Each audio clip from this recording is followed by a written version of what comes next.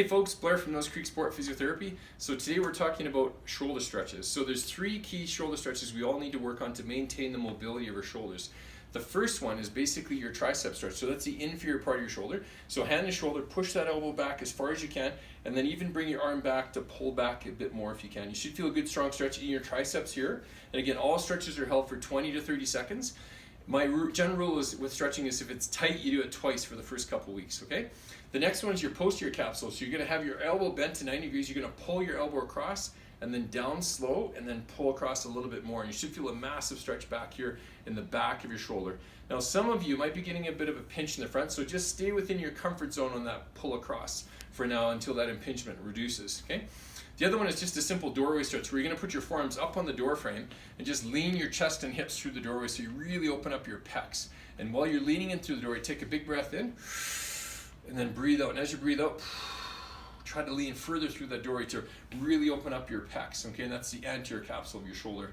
Now, if you're really tight posterior shoulder and you're okay laying on that shoulder, it's been a couple weeks since you had that sort of inflammatory response, then usually about in the third week of rehab, we try to get people to lay down on their sides to stretch out their posterior capsule. And they're gonna lay so their elbows in line with their shoulder. They straighten out their bottom leg. They bring their top leg bent up.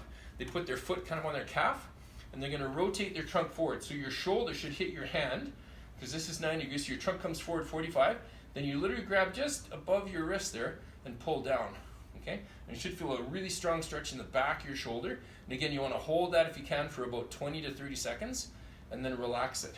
Now there's two ways to set up the stretch. If that one's painful, try pulling down first and then rotating forwards as well. So that's the second way you can set it up.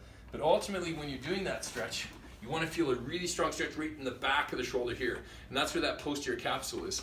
If your posterior capsule is tight, say this is the back and there's the front of the shoulder, if that's the center of your axis, what happens is the posterior capsule actually pushes the ball so it pivots in the front of your socket. And that's what creates all this tendinitis in the front and pain in the front of your shoulder. So by lengthening that posterior capsule, we get that instantaneous rotation occurring right in the middle of the socket again.